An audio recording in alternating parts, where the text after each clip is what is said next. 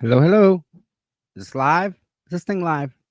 Why didn't the freaking the open didn't play? Huh. Figure that one out. Western Mass, beautiful part of the state. Absolutely beautiful. You have Mount Wachusett out there. Being on top of that, and you can look out and see the entire. It's pretty cool. So, I hope everybody had a great weekend. Hope everyone stayed healthy. Of course, we like that. Of course, I need to tell you guys about a giveaway that we're doing. We're going to give away um we're going to give away some Bruins tickets. Hold on a second.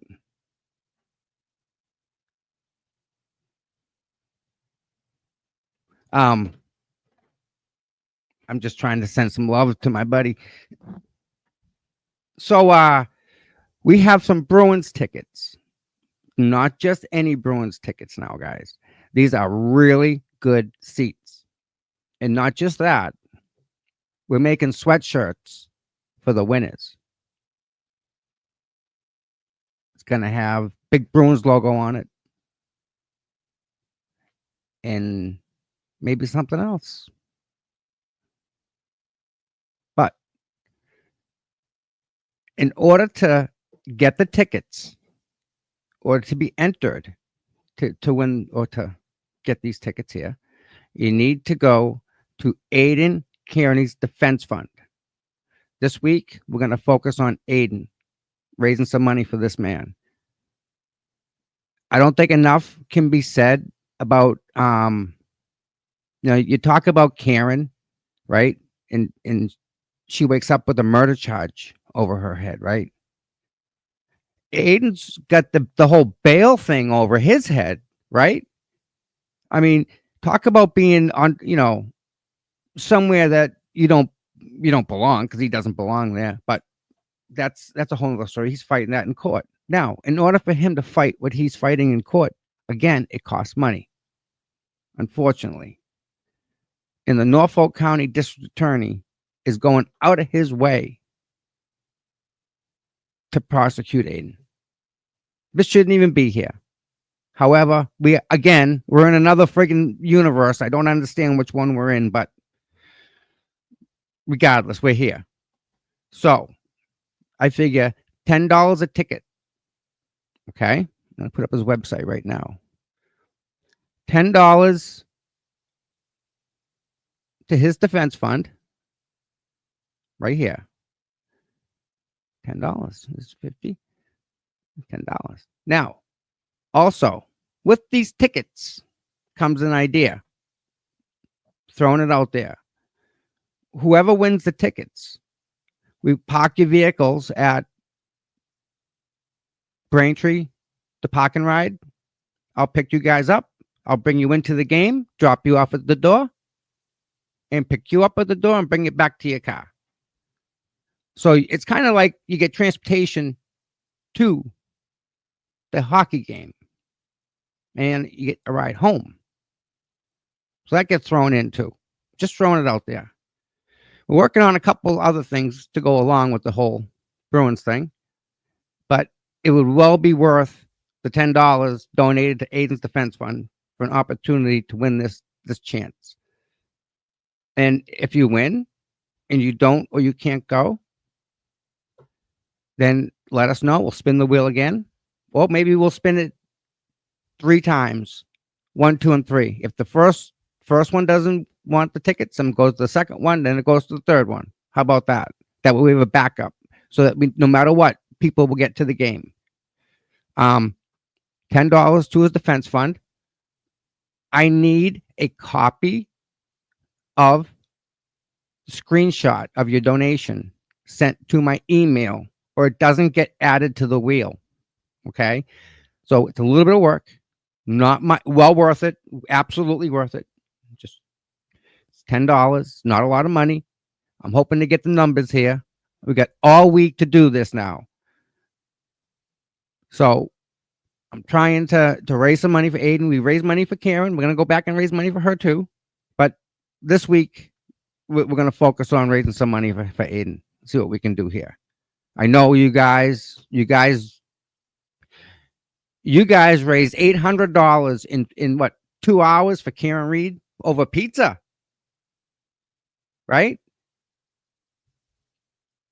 This guy here, he stood up and he intentionally put himself in the line of fire. Some people don't like him. Some people don't like how he's no, he's not gruff. He's outspoken. He's absolutely outspoken. Oh, you like the sweatshirt? I love this sweatshirt. This one means a lot. And this patch. I love this. But again, the tickets are absolutely well worth it. Let's raise some money for Aiden. He stuck his neck out there, and look at where we're at. And this is him. This is because of him. So by supporting Aiden, you're supporting Karen, and they're not working together. There's no connection there. They're just two people. Karen's getting railroaded. Aiden saw it, stood up, said something. So I'm happy you guys get that out of the way. This is an important week. With that said, I would love to bring on our guest. I know you guys are waiting to hear from him. Larry! How's it going? Good. How are you? Good, man. Long time no see. How have you been? Good. How's Chandler? Good. Excellent. She's actually working right now. She's at work. Okay. And Well, she tell her we starts law asking. I will. She It- starts law school in August. Nice. She's going to be Is she- joining the ranks. Is there a specialty? She going for the DUI stuff? Like she's gonna focus? No, she's going to do her own stuff. Okay. Is there like a specialty when it goes to? I know there's like each lawyer's got a, but it's just what you just like, and you can go after it. Yep. And you can take classes like in law school. I remember I took a lot of crim law classes because I kind of thought that that's the direction I was going to be going in, even though I didn't know for certain. Mhm. I like to say, people like to joke around with me that, oh, you defend drunk drivers. I'm like, hey, you eliminate the DUI problem in this country, I'm going to go to do the next thing. I didn't go to DUI law school. Right. I went to law school. So anyway, I think she's gravitating more towards like entertainment law and stuff like that, Okay. but I don't know exactly where she's going to land, because if anybody who has talked to a law student or talked to a lawyer will know that we change our mind like 15 different times, because you take a class and you are fascinated by it, you fall in love with the topic, and then all of a sudden, before you know it, you take another class and you're like, wait a minute, I like this even better, and it's just one thing after another for 3 years. So, have you seen the like drunk driving going down, the rates? Of course, yeah. Uber, Lyft, they have done an excellent job at minimizing drunk driving across the board, except in smaller cities where Uber and Lyft either doesn't exist or is just not as common. Right. Okay. Well, that's pretty cool. So there you go, guys. This is a free tip for you. Save. How much does it cost ballpark for an OUI? For my firm or generally, because every state differs. Ballpark. If someone's out there and they're thinking about drinking and driving, what's that cost if they get caught? About 10 grand. Versus all $30 for an Uber. $30, $10,000. Because if you factor in like insurance costs, fines, et cetera, all of that really starts racking up. You don't want to do it. Trust me. I see it every day. So speaking about seeing stuff every day, we kind of see Miss Beverly Canone every day. I remember you've seen her personally. You've been in her courtroom quite a few times. Yeah. And you see her actions now. Are they still in line with what you remember? Yeah, she's consistent. I will give her that. She is consistent when it comes to making bad rulings, being very hostile towards the defense. I mean, she's even more hostile now, I think, because, a trial has already happened. And she knows that a jury is leaning towards acquittal, and she doesn't want that. So she's doing now everything in her power to even more make the defense's job even more difficult. Wow. That, in my opinion, again, this is what I'm seeing. Well, we're seeing it too, right? And people out there saying, well, let's remove the judge. Like, is that gonna that just, there's no possibility, right? Never say never, but the chances are extremely low. What you're asking for is what's known as a motion to recuse. And I have personal experience, and vicariously through some of my colleagues who have had experiences with recusals, some successful. For those of you who have been following, I don't know if any of your viewers are familiar with the Jeremy Hales saga down in Florida. He moved to recuse Judge Craig Constantine de Thomasis after his antics in the courtroom. We won't get into it. It's a whole story. But the point is, moved to recuse, and the judge recused himself. He realized everyone's coming after him and it's not a good idea. So he made the affirmative step, and this is what a judge has to do. So here's how it works. I'll give it to you exactly, the play-by-play in practice, how to remove a judge. A judge is doing something that not just you don't like, but is clearly biased to such a degree that is irreparable. So you file a motion and you say, Judge, literally, this is the motion. This is how ridiculous the court system is. This is how it works. Judge, I think you are biased towards me. Can you, pretty please, with the cherry on top and some whipped cream, remove yourself from this case as an honorable and intelligent creature that you are? And then the judge goes, nope. And then they stay on the case, right? So that's step one. Obviously, that's not the end of it, because otherwise, no. But that did happen already. I believe so. Us, Karen, we've already been there. So yes. Last year, right? I think it happened last year. Correct. Yep. Yeah, I remember this very vaguely, but I remember this. So that's step one. So after the judge says, no, I'm not removing myself, then the next step is to file either a writ, or every state is different. It doesn't matter what the nomenclature is. Basically, you ask the Supremes. So you go to in this case, it would be the Massachusetts Supreme Court, and you would say, Your Honors.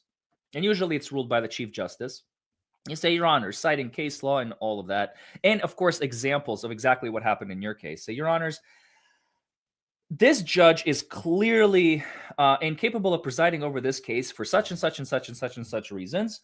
Please remove them and replace them with a different judge. And if the Supremes go, yeah, this is serious, and they will issue an order removing the judge, or they'll say, no, this doesn't rise to any level of severity. We think the judge can be neutral and unbiased. They're just doing their job. Just because you're unhappy with them, that's a you problem, and we're not willing to step in. And then they just issue an order saying, nope. And then that's it. You are completely stuck for the rest of the case, unless you withdraw and have some other lawyer take over.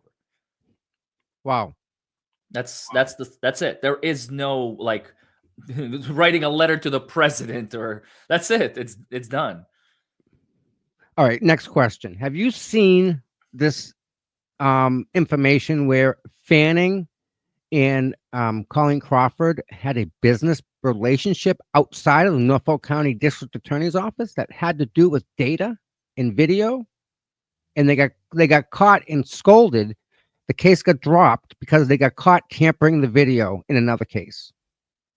Okay, I've not heard that. I thought you were going to go in the jury direction, where Fanning was like not presiding over the jury, but well, like he was in charge of the jury or something. How is he involved in that in any way? In that, yeah. Why his name should not be on any piece of paper in regards to this trial? He's involved in it.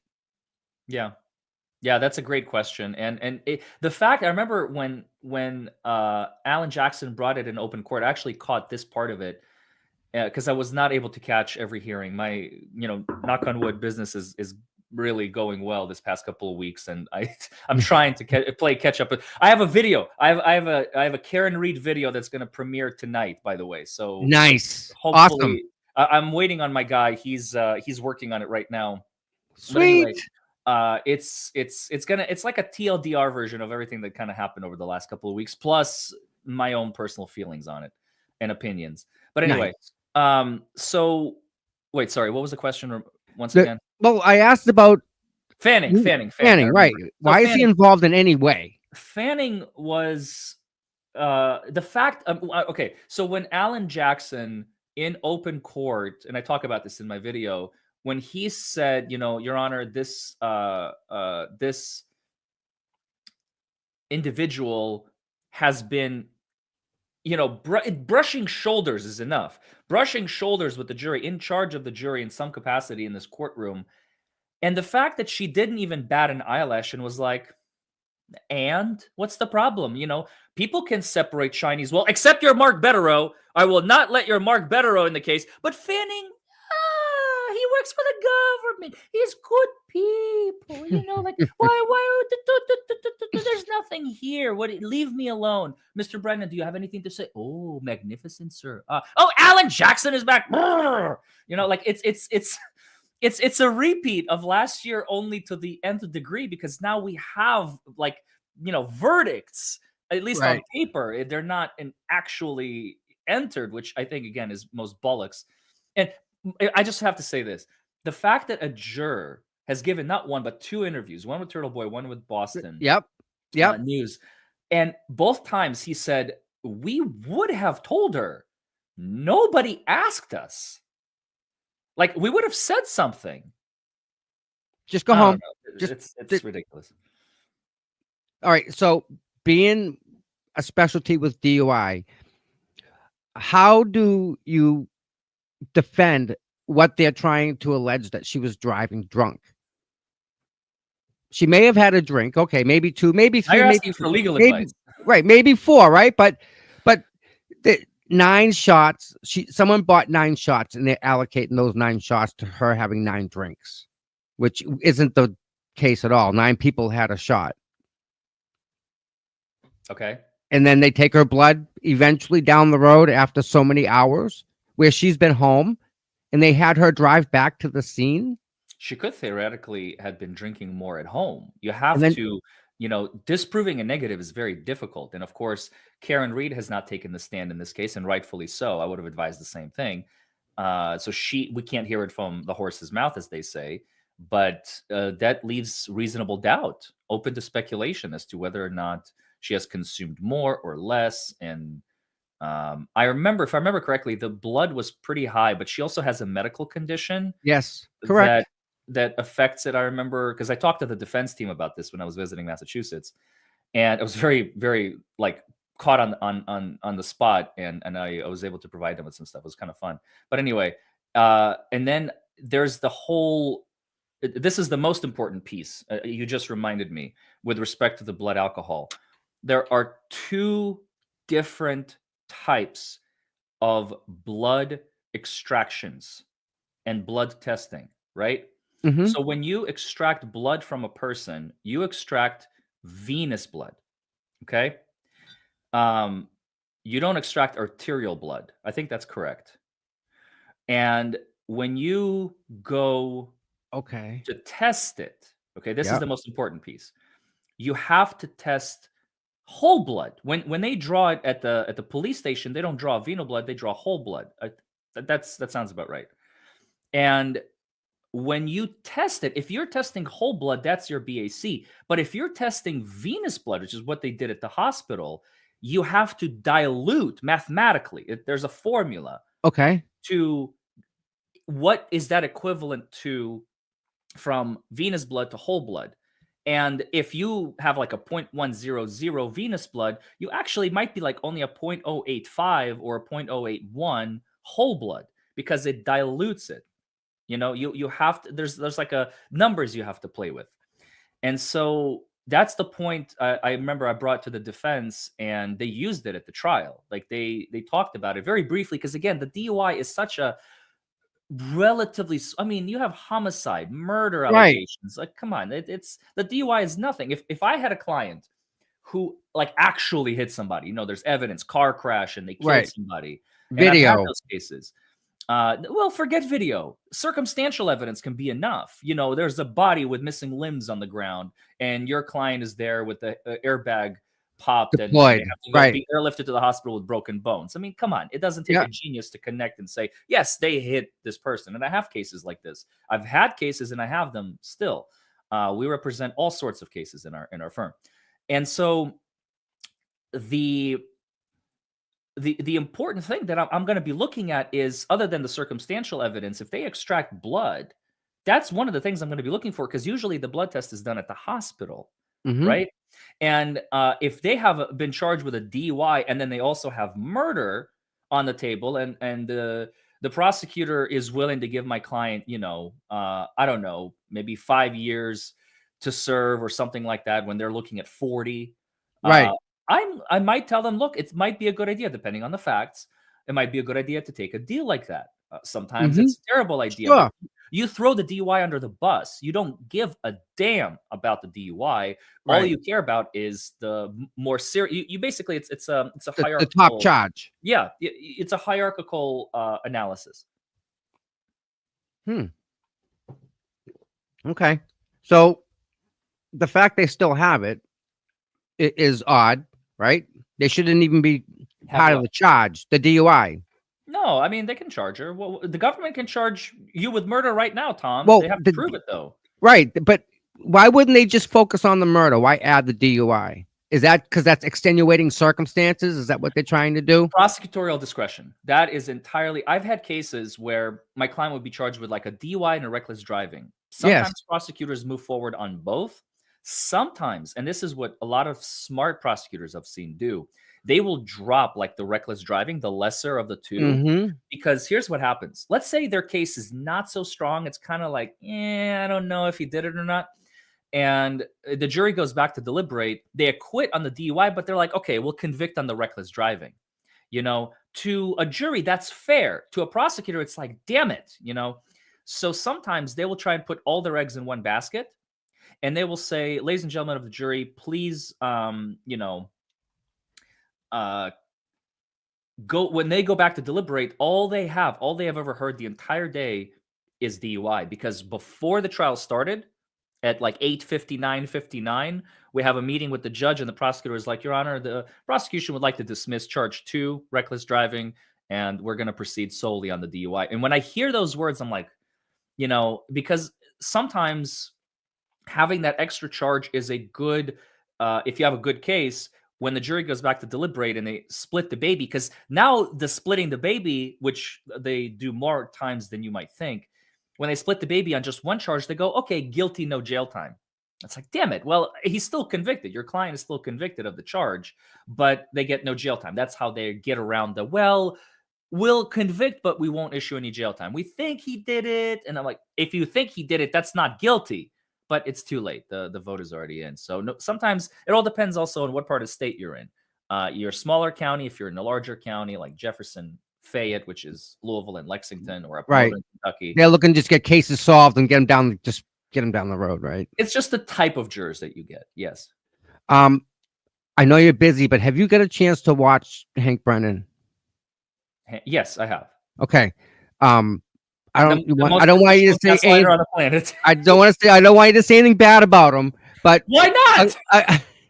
it's like, I know it's like there's certain decor between attorneys that brothers have, kind of. And you may come up here again, and you may be face to face. So without being, but well, so what? I can't say my I'm opinion about trying. another person. All right, compare him to Lally. Okay. Those two, their styles. They both have a style. Do you like Hank's style over Lally's style? God, you're making me pick between two bowls of dung. Yep. And you sat through Lally, so you got a personal feeling with that. Which one smells worse? Which one smells less worse? I honestly, I can't believe I'm saying this, but if you frame it like this, okay, so don't clip this out of context, because I will make it unclippable. Okay. Based on the information that you just provided me with, I do prefer Lally over Brennan. However, I do want to state that, see how what I did there? Yeah. If when you phrase it like that, I will say, because Lally, at least, although he has his, limitations, he is not as big of a deceiver in court. Brennan is very, very good at veiled deception. Okay. That's a very common prosecutorial tactic. I have seen it. Okay. And unfortunately, this is what good prosecutors do. Good prosecutors don't care about justice. They don't care about the law. All they care about is winning. They care about their own ego. And Brennan is an excellent example of that. And again, I will give credit where credit is due. He's very good at it, and he knows his audience. He knows that he's not talking to a judge when he's in Beverly Cannoni's courtroom. He's talking to another prosecutor. She's just wearing a robe. That's the only difference. Right. And so when you have two prosecutors basically talking to each other, and one of them actually gets to make decisions, it creates a deadly soup of horrors, which is what we've been seeing over the past few weeks here in this case. How do we confront that? How do we, as You can't. You just supporters, jury. You appeal to the jury. That is the only way. The only way, because I've had cases like this where I have a prosecutor that is, and more times than I can count. I've went to jury trials where I have a prosecutor who's like, sometimes it's even completely innocuous. Like I had one last April in Rockcastle County, very, very, very small county. Like population, you can count on one hand how many people live in that county. That's how small it is. And not literally, but people were asking me, and my clients were asking me, like, Mr. Foreman, can you get me a deal? And I was like, sure. And I talked to the prosecutor, and I'm like, it is the worst case I have ever seen for the prosecution. If I was the prosecutor, I'd be like, take a reckless, and I'll take the $200 fine, and I'll be from here to the moon, like ecstatic.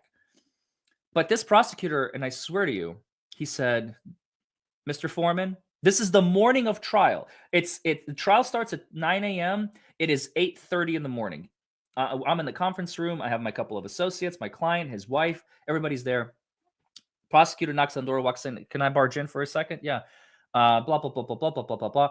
Oh, by the way, Mr. Prosecutor, I asked him, can you, like right here next to my client, because I wanted him to hear it, go, can you give us like, come on, like it's not a very good case. Can you give us like some sort of resolution so we don't have to go through this? And I swear to you, he looked at me and he said, Mr. Foreman, in front of my client, I had 5 witnesses. Mr. Foreman, you're probably going to beat me today, but I have to go through with this because if I make you an offer, word is going to spread and I can't have that happen. And I was like, okay. Sometimes prosecutors are the complete opposite. They're just jerks. They're like, I don't care. We're going to trial no matter what. And they don't even say those words. He's not an honest prosecutor. I can't call him that. But there are better or worse prosecutors out there. So, if you're giving me the option, I would love to have Lally back if you're going to ask me that, because Brennan is definitely, he's a piece of work. He's a piece of work. He knows, but here's the thing. He knows what he's doing. This is no accident. Every single thing that he does, every word that comes out of his mouth, those little miniature deceptions, the veiling of the truth, the spinning of the facts, the way that it's almost like watching, Darth Vader slowly, rip someone's head off very quietly, and you're like, wait, what just happened? Like that dude's head is on the floor, and Darth Vader's like, and he did something, but because he knows his audience, he knows that his audience is not going to do, and I'm talking about Auntie Bev, she's not going to do anything about it. She's eating out of the palm of his hand, and he's utilizing it to the maximum potential, to the maximum of his ability, and at the end of the day, like I said, I will give credit where credit is due. That is excellent prosecutorial work. It's just a woman is suffering at the end of this. And as a result of all his actions, there is no justice. It is just an attempt to convict. That's all he cares about. He wants a conviction at all costs, and he will find a way to get it. Wow. That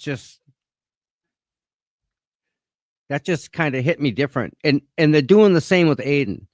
Aiden's got irrefutable evidence, and yet they're still going to trial with him. And Karen, I mean, every time you look, right, Hank Brennan had to file a letter saying he was sorry because he misstated the facts in court to the judge. I didn't even want to call her Auntie Bev. So now we find out that Fanning and Crawford, who's the IT media director at the DA's office, had a company working together.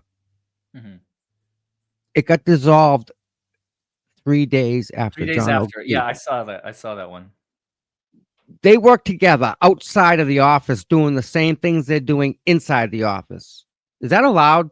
Because I think that's the whole reason. They think they call that conflict of interest, and that's a great example of one in my world that I remember. The in-services and stuff that I went through, and you don't do that. But my favorite question of all time, happened. Is that even legal? Like, with that same, no offense to Right. you, Tom, it's not you, No, but no. with the same whiny voice, like, is that legal? Like, can they do that? Like, it's the, the The like not knowing, like, the I female think I know, teenager and voice, yeah. the Yeah. the innocent, like, oh my god, is that even legal? Uh, and to answer your question, Tom, it all depends. Again, it all depends on what the nature of the relationship was and how it could have, should have, would have, and actually did have impact on the case, if any. Like, I you left see how many something out. qualifiers? I left something out. I Go forgot ahead. to tell you that, um, the company that they had was an LLC, Mm, and through that company, on an absolutely separate case altogether, some guy getting stomped on in a bar, someone kicked him in the head, brain dead, but yet the video was altered. At the second trial, they threw it out because they found the video was altered, and they tossed out the whole case. hmm. Colleen Crawford and Fanning altered a video that was entered into evidence that got thrown out due to the video being 100% bogus. The creator, Crawford, Fanning, they still work at the DA's office this entire time. They still kept Okay, their jobs there. that changes the calculus entirely. If that's the case, Factual. now it shows a potential pattern of behavior. Because was he with Canton PD at the time that it was altered? He was still at the Norfolk County District Attorney's office. That company him and Colleen Crawford made altered the video and submitted it. Wait. I Oh, thought as far as I'm Fanning was reading, Massachusetts State Police. Am I missing something? Fanning State Police, Crawford works for the DA's office as That's the what I'm media saying. director. Yeah. So he was sorry, not Canton PD, Massachusetts State Police. So Yes. he was MSP at the time. Fanning was MSP at the time. Yes, sir. Yeah, I mean, now you have a pattern of behavior, and when you now you have two data points during that case, and now during this case, and a similar action of editing and manipulating video. That's big. That should have weight and impact on this case. It You, probably won't, because Bev is going well, to go, oh, all but this and that. here's the best part of it all, Larry. Right? Tell You me. know the time that goes across the like the top of the DVR. There's a time. It's called a cryon, I think. It, I think I that know what in you're talking itself, it was altered on the submitted video to court, and yet about. That nobody. case was thrown out. You said that the case that the previous case that he was on, Yes, where sir. not this Yep. one, it was thrown out. I mean, Yes, sir. and who Because was the the judge? video was altered. They found out that the video was altered, and Who was that's the the judge? reason. I don't remember the judge. It wasn't Beverly Now Canone. Beverly. No, See? There you no. go. Not Beverly. You had a judge that was willing and open. The problem with Bev is that she is closed off to listening to reason and logic. She is so obsessed at this point, I feel, with trying to get a conviction. It's almost like become a game for her, like a personal mission. She's just, how can I find a way to get a conviction? What can I do to help the prosecution win? If you watch her, again, I would never in a billion years say words like that coming out of my mouth Right. unless I believed them.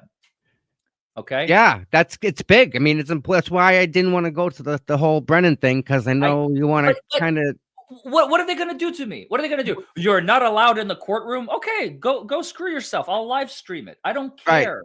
I look, you can't threaten me with consequences in order to shut me up. If I believe something, I will never,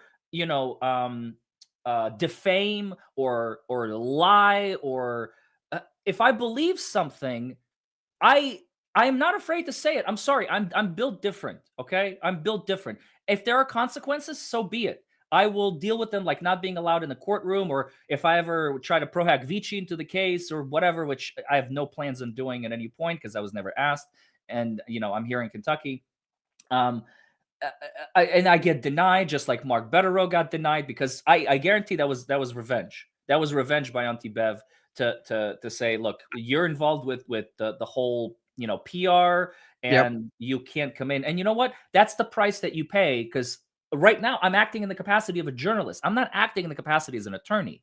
I have no fiduciary duty towards the prosecution or Auntie Bev or Karen Reed or the defense. I am simply speaking what I see and what I hear, and now I give my opinion. And of course, there's going to be a lot of entrenched legal knowledge and understanding because that's what I do. This is my practice. This is my livelihood. This is what I do every day. So you're actually get a chance to get an unbiased, unfiltered.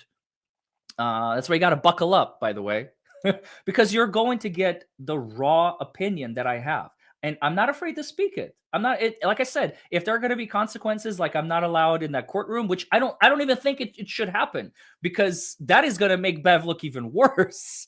And she can't stop me from sitting with the family if I'm offered a seat. What are they going to do to me? They can't do Right. anything to me. And by the way, after, just for the record, after all the footage that I made last year in April and May, I came back to that courtroom in May. I was offered a seat. That was one day I was there in the courtroom.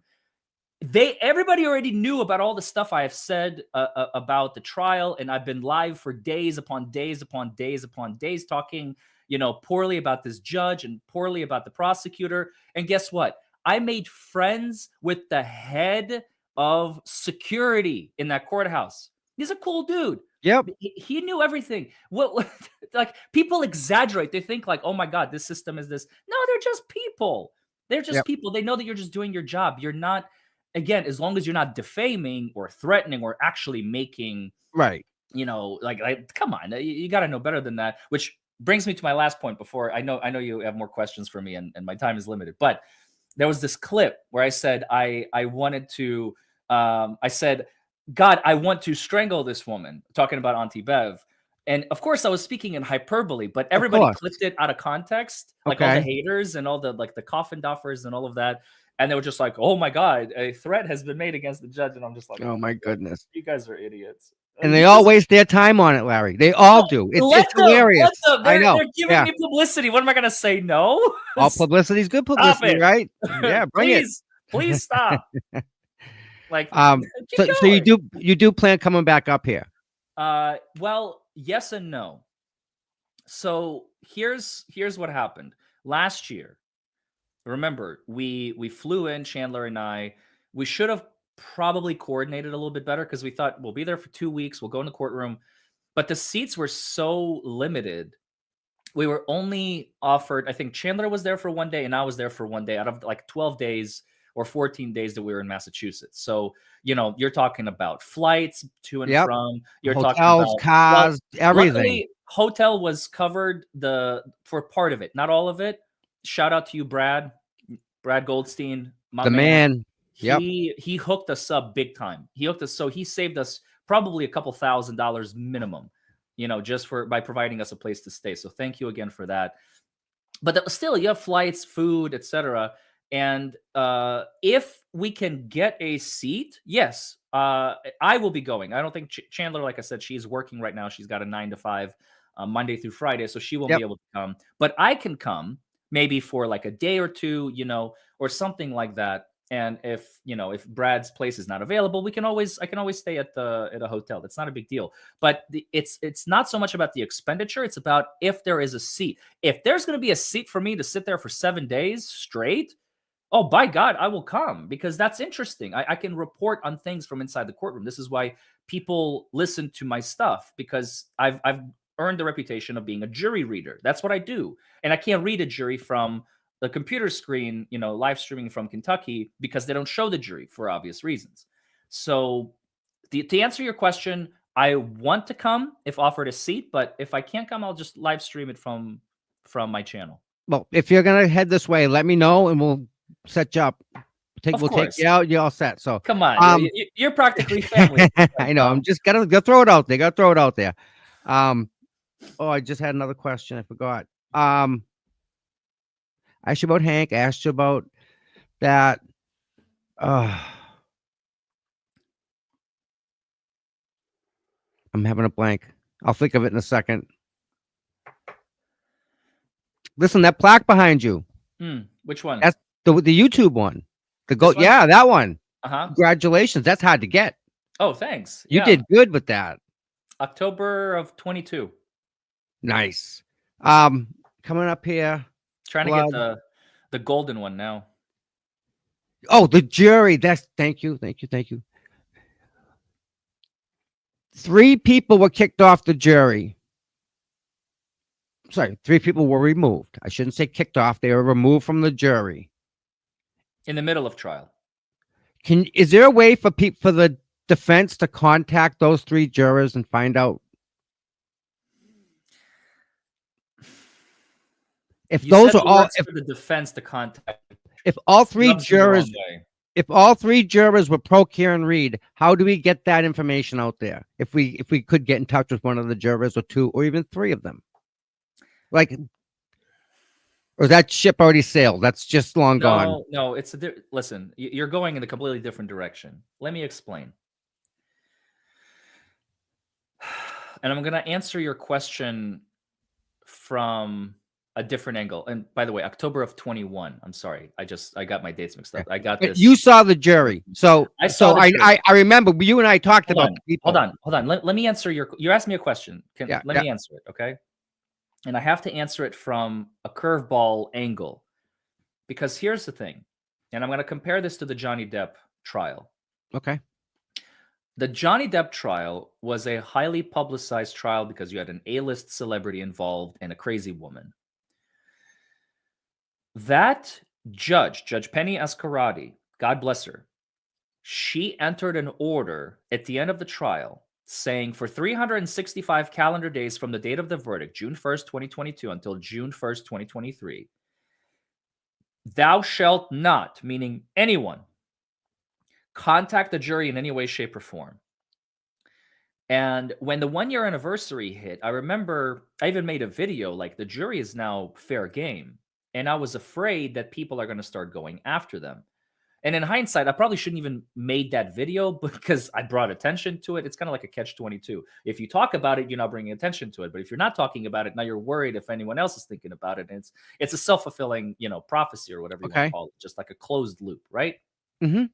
Judge Beverly Cannoni did not make an order in that case, in the Karen Reed case. Why? Because, it was a highly publicized trial, but I still wonder if Judge Cannoni knows how many eyeballs are on this case. I mean, this is starting to become bigger than Murdoch. If you remember Alec Murdoch in the beginning of 23, a disgraced, disbarred thief lawyer who has been prosecuted for murder, convicted, and there's issues with that as well. But with the jury, actually, that was the first time jurors were actually questioned in open court. But again, I'm getting ahead of myself. You asked me a question. Can the defense contact? I would say unequivocally, absolutely not. I would say the defense cannot and should not, and they probably will not because they're smart. I know this team. They're never going to contact the previous jurors in this case. However, if the jurors, let's say, hear on the grapevine that people are interested in hearing their opinion, okay, that's the key word, grapevine, and not approached, don't go knocking on doors. Excuse me, Mr. Juror, like, I know you're home. Can you come out? Like, no, please don't do that. That's insanity, and that's going to make them not want to come out anyway, but it's just not proper decorum.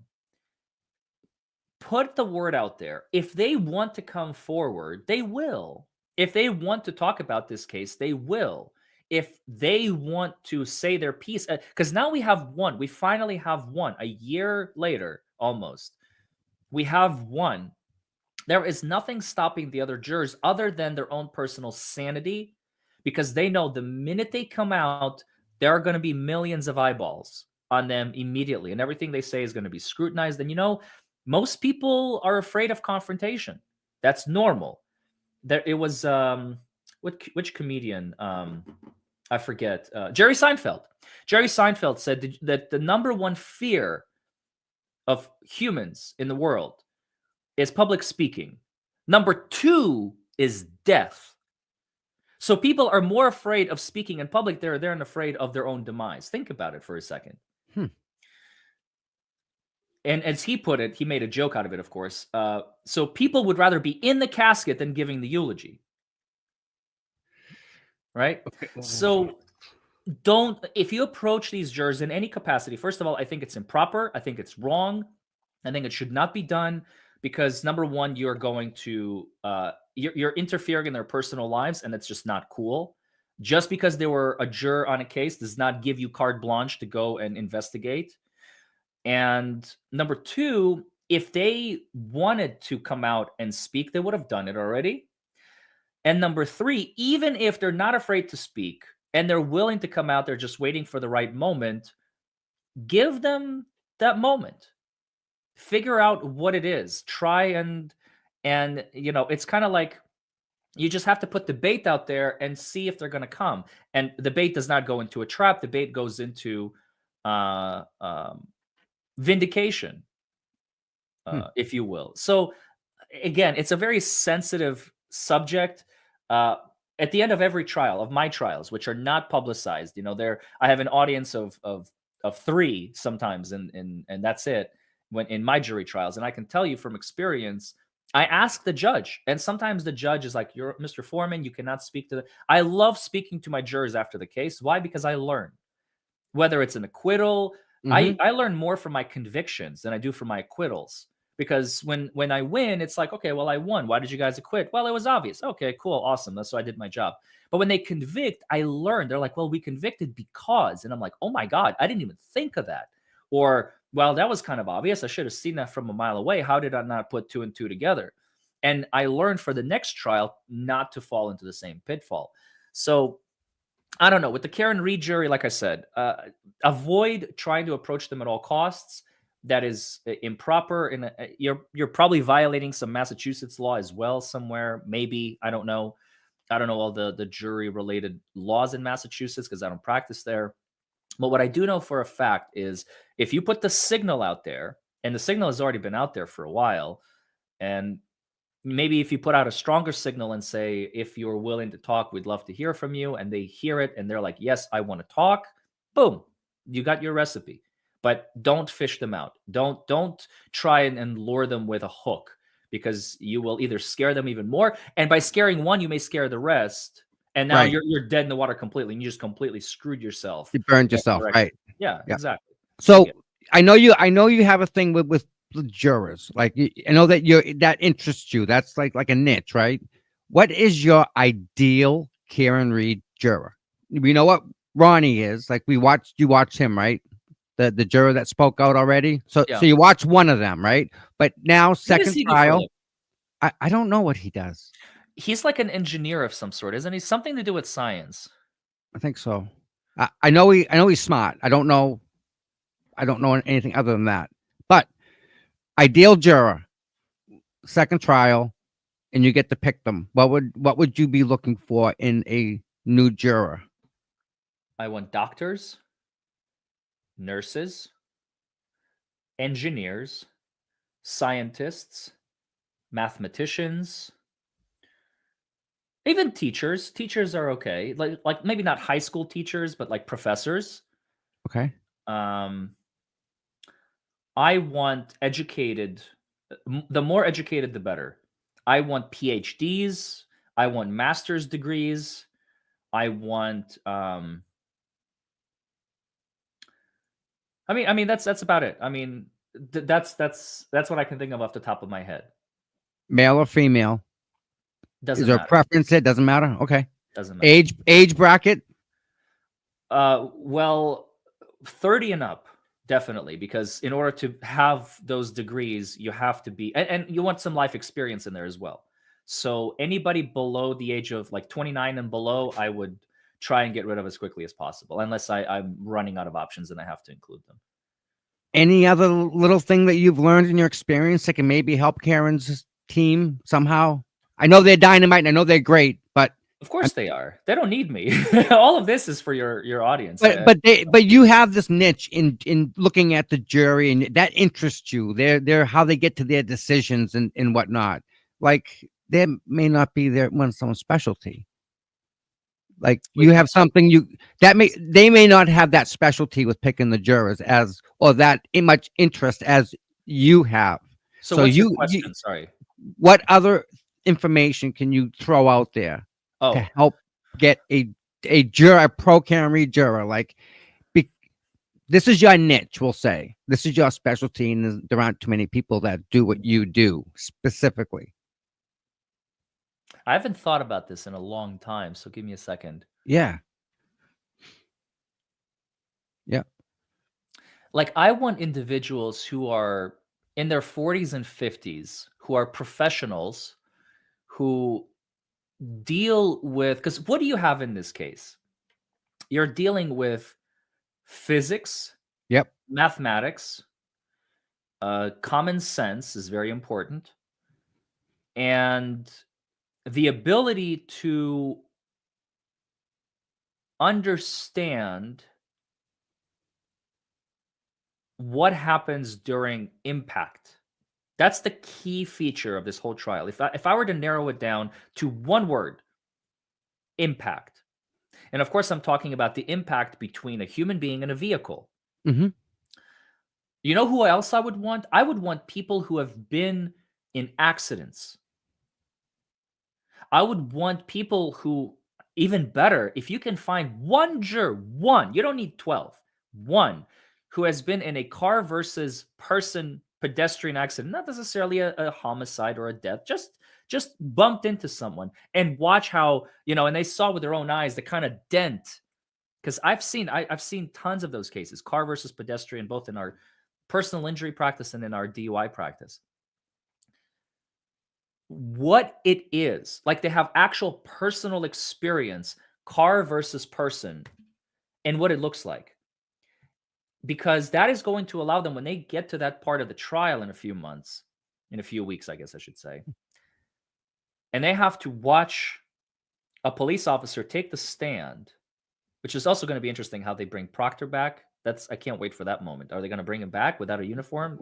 We'll see. I'm waiting. My money's on Trooper Paul. I can't wait for that part 2. If they even let him up there. And you'll have to tell me why, because I don't know. But hold on, let me just finish. So they have experience. Somebody who has personal experience. So a personal injury attorney, another good juror, or any type of attorney, paralegals, anybody in the legal profession who has experience with this. A personal injury paralegal would be a great juror for this, because they'll be like, they will immediately realize something is not right here. Somebody who has personal experience, if they're not in the legal profession, of what happens when a car hits an object, like how many of you have been in an accident before? You want to be careful how because they're doing individual voir dire. You won't get a chance to ask them collectively. But anyway, have you been in an accident? Tell us about that experience.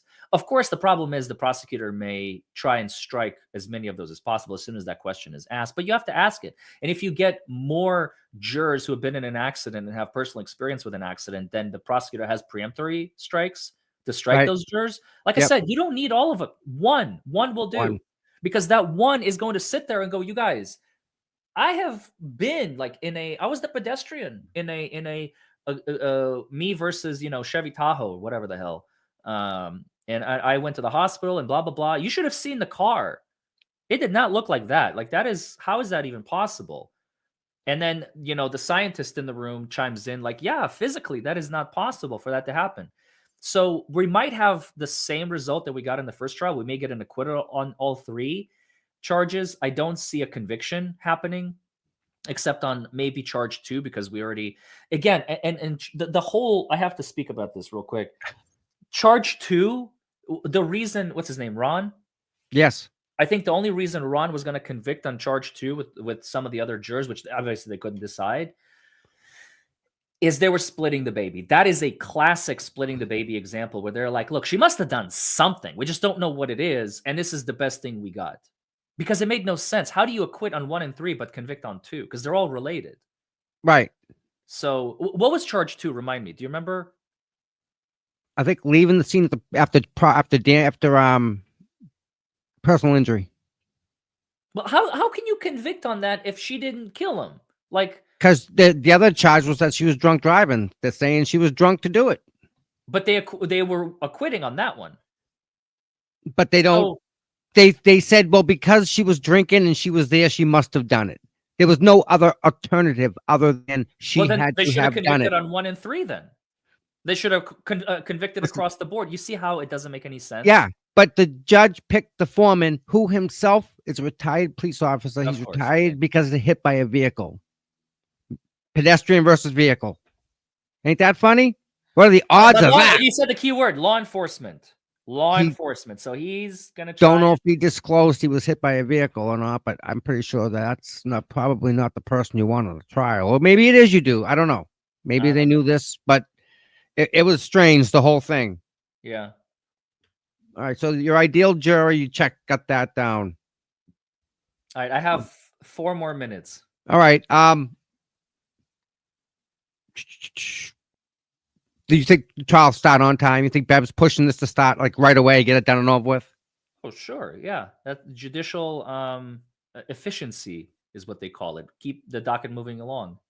So one of the Nothing things wrong that with that they do that I noticed to Karen is they'll put something aside and they'll approve this, approve that, and then they'll skip a bunch of stuff, approve this, go back to something else. So they're jumping around a lot with like docket numbers and stuff and emotions. And is that another tactic that they use? No, I think Judge Bev is just trying to knock things out as they come in. I wouldn't attribute anything to that. That's just the judge trying to get things off her docket. Normal stuff, One more quick in my question. opinion. Have you had experience with the federal government investigating any of your clients? All the time, especially in like big drug buys, when we call it TICS, TICS, trafficking in controlled substance. It's an acronym. We have a couple of cases right now, actually, that are either one is about to get indicted and one just got indicted. So it's very common for the feds to come knocking. So when they come knocking, do they tell you when it's all over? Like, hey, we're done with our investigation. Carry on. Sorry, no harm, no foul. Okay. Wow. I actually did not think about this until just now. I had a case. Get this. So my guy is in circuit court in a Kentucky county. Okay. It's just marijuana. It's a lot, but it's just marijuana. Okay. And at the end of the day, I thought the feds might be picking this up because I talked to the prosecutor about it. And I started calling the feds for months. I was like, "Hey, are you guys taking this case or not? Like, what's your dealio here? Because we need to figure out what's going to happen. Is he going to get indicted? Because this was still when we were in district court. Mhm. Is he going to get indicted or not?" And we kept harping them and harping them and harping them. I never got an email. I never got a phone call. Black hole, right? I never got a text message. Nothing. In response to, "Hi, Mr. Foreman, this is, special agent so and so." Maybe if they would have picked the case up, they ended up not picking it up, and we were able to come to a very good resolution in district court, or excuse me, circuit court, once he was indicted, and went up to circuit. But the key kicker here is exactly what you just asked, and I never even connected the dots. If they had been picking the case up, the only way I would find out is my client calling me saying, "Mr. Foreman, I'm in handcuffs. There's a DEA agent here, and they're charging me federally." That's how I would find out. Second person to know, and you know from your client. So I think there would be absolutely no way in hell there would. Oh my God, that changes everything. I'm starting to think that it's possible that the police chief in Canton just made it up. She just talked to somebody and Mhm. released that statement. There's no way. The feds don't talk. I don't think they even talk to their own. I've never seen either they go and charge you, or they don't. They don't let you know that they're coming. They don't let you know that we're done here. No. Holy Well, crap. Sorry. I you just gave me an epiphany. I was not expecting to have an epiphany this morning. well, the chat's asking about distractors. What are distractors? Distractors. Distractions? They're asking about distractors. I don't know what that is. Ronnie made comment to distractors. He thought that was just a distraction.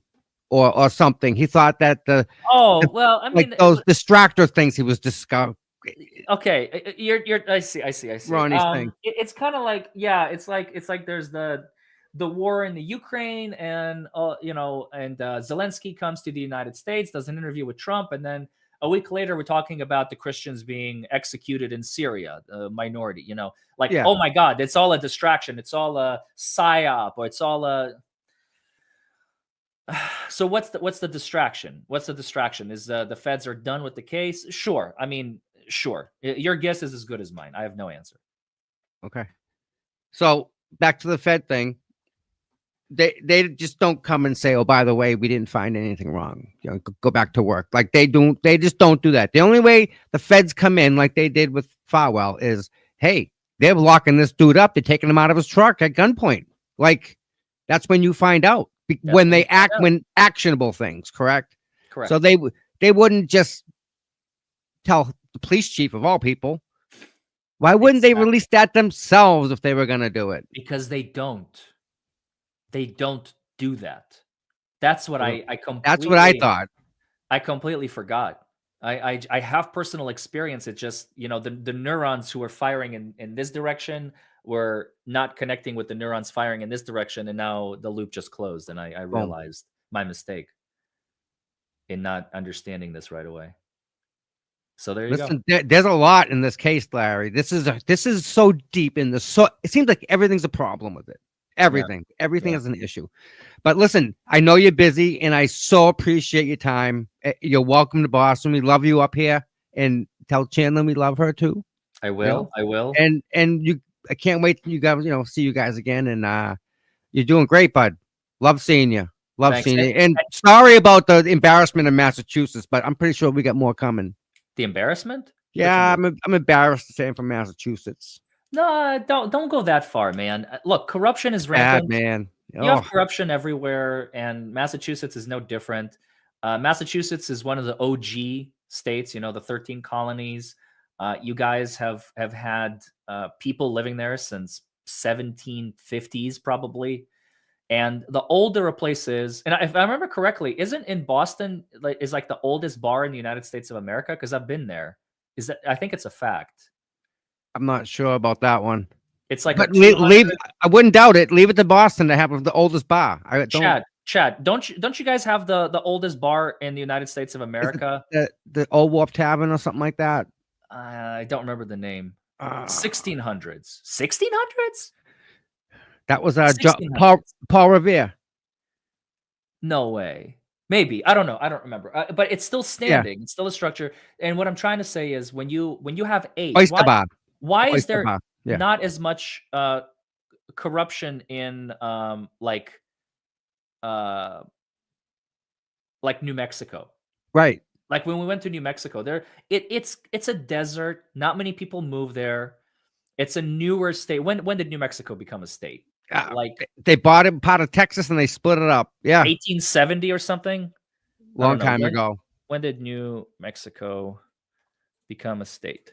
That was part of 1912. 1912. Barely 100 years. Wow. Barely 100. Oh, not Ohio. Ohio's like late 1800s. Hawaii. When was the last time you heard of a corruption story from Hawaii? I mean, there's occasional, sure, like the fires that destroyed everything. Yeah. But the point I am trying to make,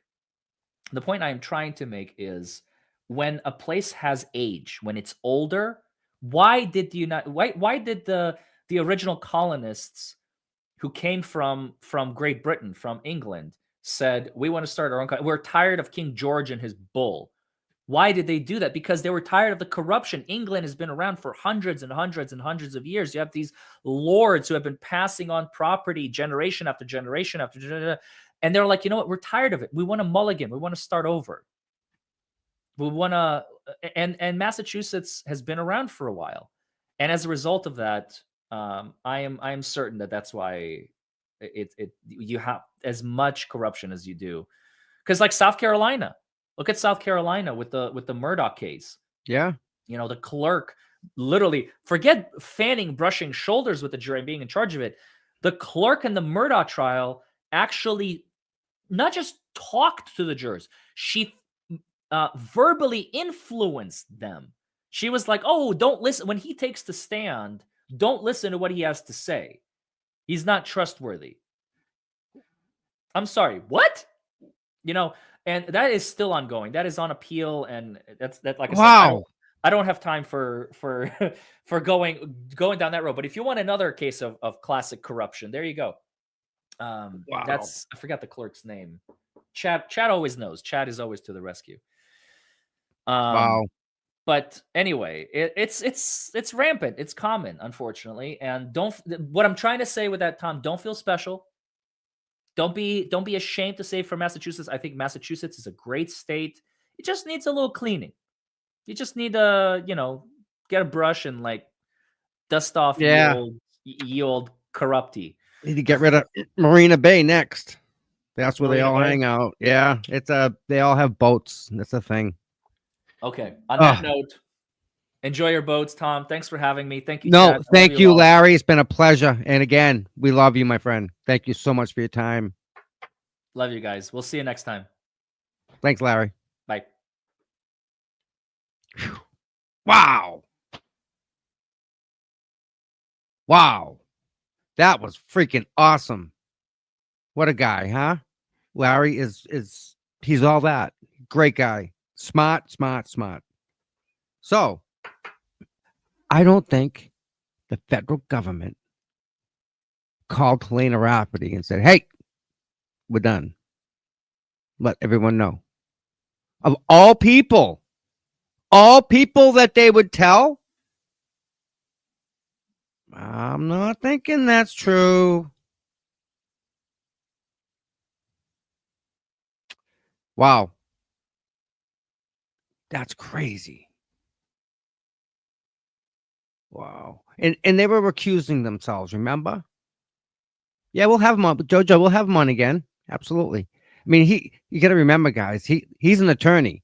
Like his time is valuable. He didn't get paid for that hour he was here. So he volunteered that. That's awesome. I mean, he's just, and I remember when he came here and he sat in Beverly's court and he come out and he just looked at me and shook his head. I didn't have to say a word. It was beautiful. CPU stands for Central Processing Unit. Can I find the order in the media? I don't know the order in the media. I'm not sure. Yep. So great guy, great show. The mods, you guys are awesome. Mr. Monk, thank you for the questions. Yeah, remember? Yeah, yeah, exactly. I love it. And real quick, I've lost my share of thumb drives. Okay, I get it, but when when I when I give someone their data back on a thumb drive that has got video on it or pictures and stuff that they wanted off their computer, I take the thumb drive and I give it to them, or I tape it to the top of their computer. But that thumb drive goes with that computer, and that thumb drive is theirs. It just does not end up on a desk with a freaking post-it note. It doesn't happen that way. Not in a police department. Everything is who, when, where, when, why, and the time. Like it's ridiculous. Some police departments, I believe, they have the machine that you take the paper and you put it in, and it timestamps it legally. I think they have that machine. So yeah, it's all on his laptop or his office computer. I mean, maybe they have. And how do I put this?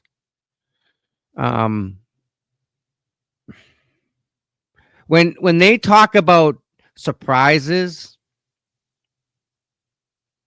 I'm pretty sure I know one of them. I'm not even gonna guess it, but man, buckle up. Yeah, it's gonna be great in unrefutable, we'll say.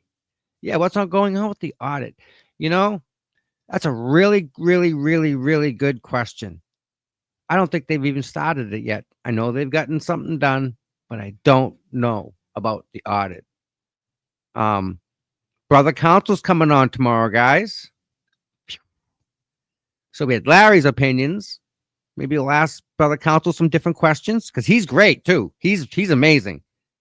Yeah. Blah, blah, blah, blah. Kelly was so to tell you. Okay. So real quick, everybody. $10 donation. Aiden Kearney's Defense Fund. Where is it? Where is it? Where is it? I think I closed the window out.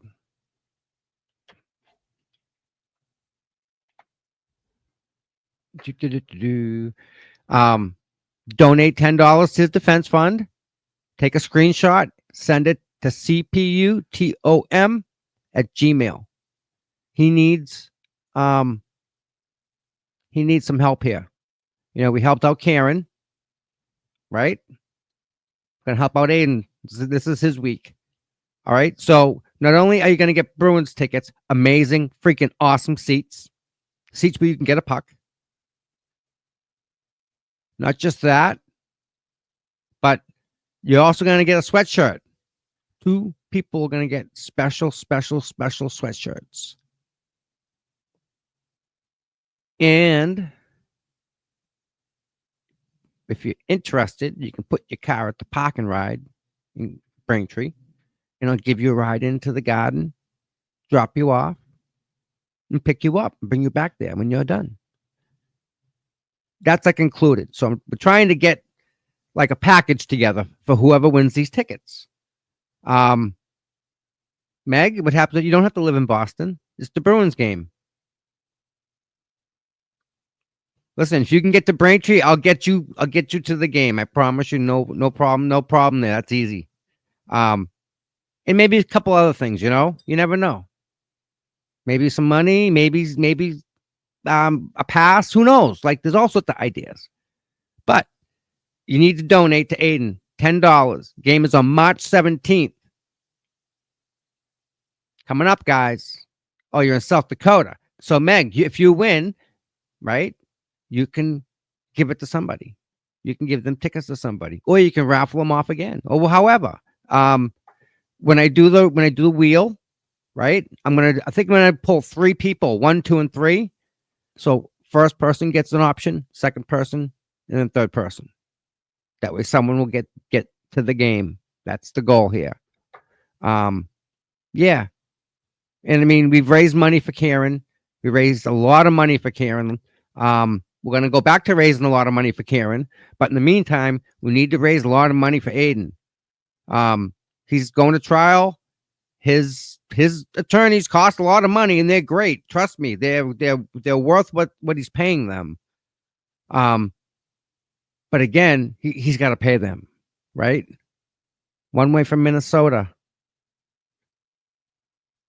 You got to come and live here? Like you have to get home, right? Room and board, I don't think is covered. But yeah, I mean, Aiden stuck his neck out there, told us the story of what happened to Karen Reed, and here we are today. We wouldn't be here. We wouldn't have the friends that we have. We wouldn't have the great memories that we have. It's all positive. I need a screenshot. It's $10. Donate to Aiden. Take a screenshot. Email it to cputom@gmail. Very easy. And well worth it. That screenshot, well worth it. I promise you. So, with that said, I'm going to let you gentlemen and ladies leave for the day. You're all good? Everyone happy here? Chat's good? Yes? Rhonda? Hi, Rhonda. Good to see you. I know you. All right. I think we're good. And, yeah. Aiden's week. Let's raise some money for Aiden. Let's try and get him to that goal. I know it's a lot of money, but I think we can do it, right? I think we can come up with some money here, right? So we're almost there, guys. We're almost there. So with that said, please, everybody stay healthy. And DUI guy, if you haven't been to his channel, go subscribe, please. He's an amazing guy, as you just learned. He's one of them people that this place is this is a better world with him in it. That's what I gotta say about Larry. You know, he's just that much of a nice guy. And Chandler's wonderful too. She's great. She's brilliantly smart. Yeah, they're both awesome. It's good to see them two together. Like, subscribe, donate to Aiden. Give Send Go there. It's on the page. Put the link in the chat. Copy. Boom. Boom, boom. Paste. And there we go. Peppa. You know what? I haven't itched.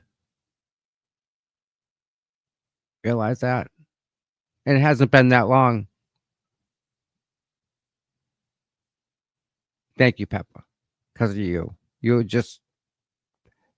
an amazing lady. That's all I gotta say. Thank you so much, Peppa.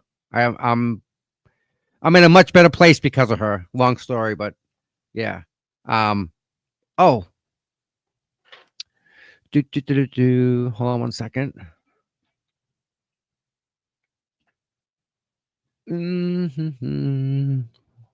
One more second, guys.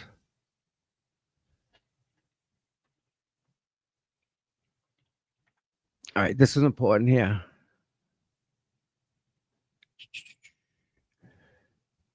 All right.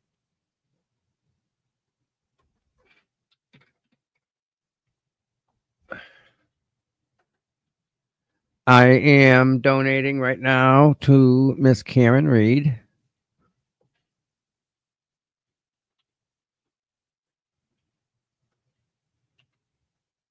Because I got to tell you guys a little story real quick. Well worth it. The story is well worth it. I am, hold on.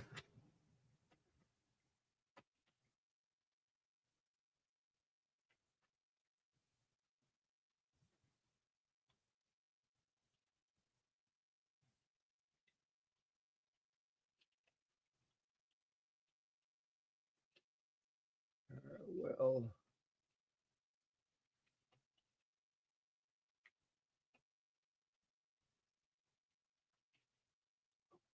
hold on a second, guys. All right. Well worth it.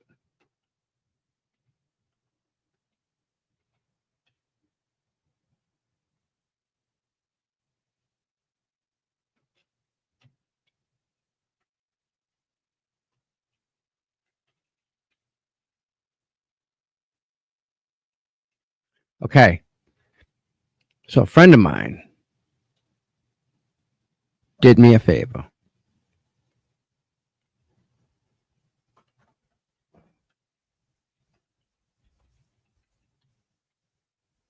Yeah. She did me a favor. And I will tell you, she saved my butt. So I told her I would donate, or I would this check. Hold on one second. Hold on one second, guys.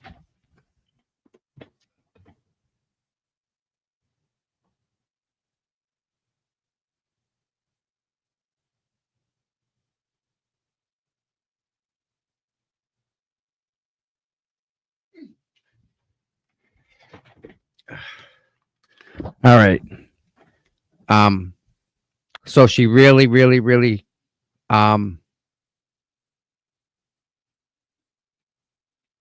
she helped me amazing. amazingly. So I'll make a donation. So I said, listen, come by. Let me give you some money for your time at least. Let me throw you some money. And she said, no, donate it to Karen Reed. Imagine that. Come on.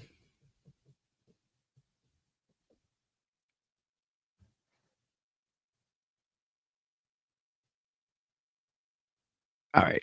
So let me share this. Share screen. I just donated $100. Karen Reed. Let me show you what it says. Will it let me do this from here? This is so slow today. I don't know why. It's chugging. No, something ain't right. So either way, let me read you what it says.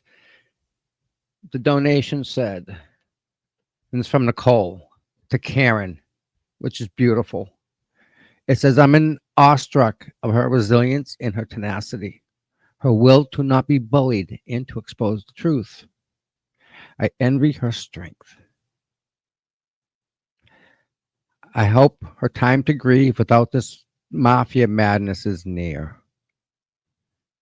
So my email is cputom@gmail.com. She's an amazing human and she helped me out a lot. So I was just gonna give her $100 for her time, and she said no, donate to Karen. So I just did. Um, people like that. People like that are what this whole movement is about.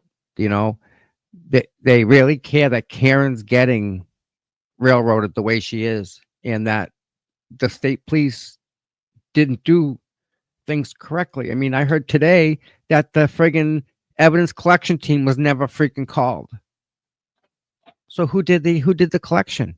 You had to know who was next to you in that line when you formed that line. Just again, I'm in awe. Doesn't make sense. It just doesn't. But with that said, Larry was great, and you guys are great. Thank you for being here.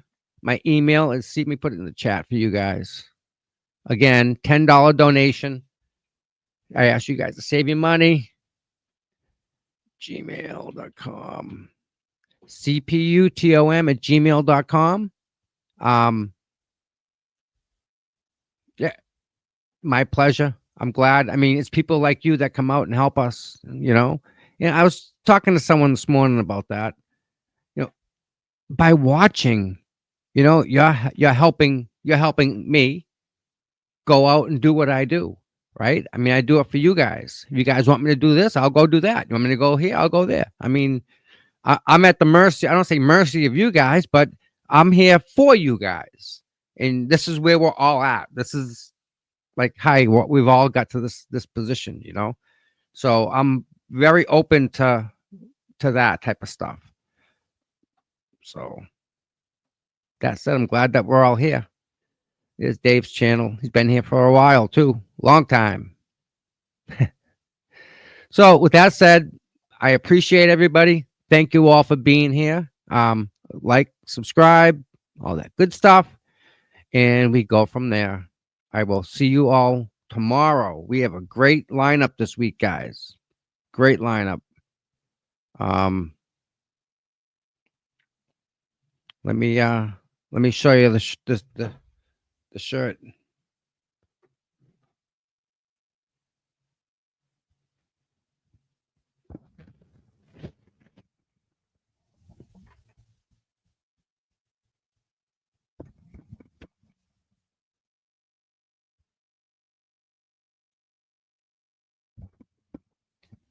But this right here,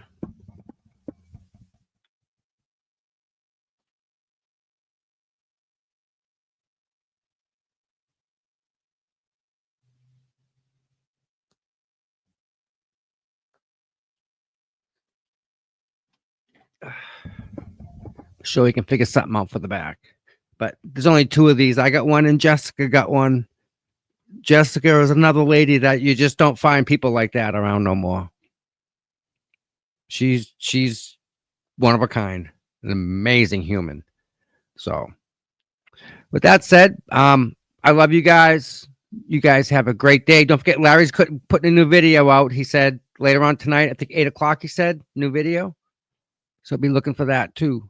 And yeah, go on to the next creator, watch his stream, give him a like, subscribe if you like it. That's what it's about, right? We're all here. So with that said, thank you all. Love you much. Talk to you tomorrow.